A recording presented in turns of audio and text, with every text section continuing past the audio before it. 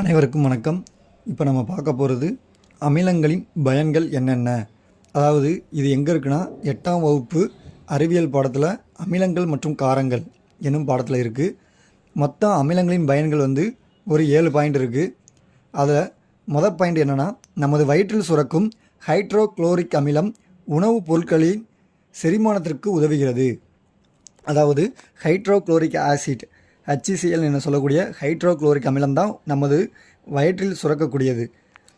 இரண்டாவது, உணவுப் பொருட்கள் கெட்டு போகாமல் இருக்க வினிகர் பயன்படுத்தப்படுகிறது. அதாவது வினிகரில் அசிட்டிக் அமிலம் இருக்குது, அதனால் உணவுப் பொருட்கள் கெட்டு போகாமல் இருக்க அது பயன்படுத்தப்படுகிறது.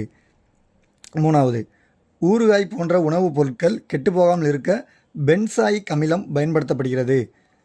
4, குளியல் சோப்புகள் மற்றும் சலவை சோப்புகள் தயாரிக்க உயர் கொழுப்பு அமிலங்களின் சோடியம் உப்புகள் அல்லது பொட்டாசியம் உப்புகள் பயன்படுத்தப்படுகிறது.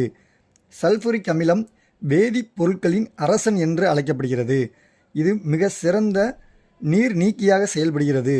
இது பல்வேறு வகையான சலவை சோப்புகள், வண்ணப்பூச்சுகள்னால் பெயிண்டுகள், உரங்கள் மற்றும் பல வேதிப்பொருட்கள் தயாரிக்கும் தொழிற்சாலைகளில் பயன்படுத்தப்படுகிறது.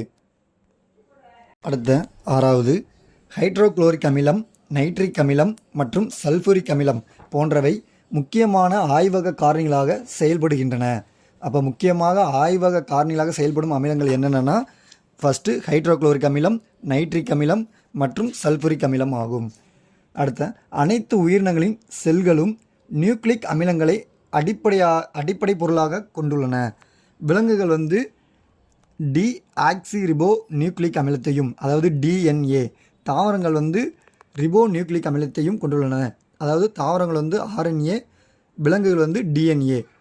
அதுக்கடுத்து உங்களுக்கு தெரியுமா ஒரு முக்கியமான கொஸ்டின், ஊறுகாயில் வினிகரில் என்ன அமிலம் இருக்குன்னு நம்மளுக்கு தெரியும், அசிட்டிக் அமிலம் அல்லது பென்சாயிக் அமிலம் இருப்பதால் அவை நீண்ட நாட்கள் கெட்டு போகாமல் உள்ளன.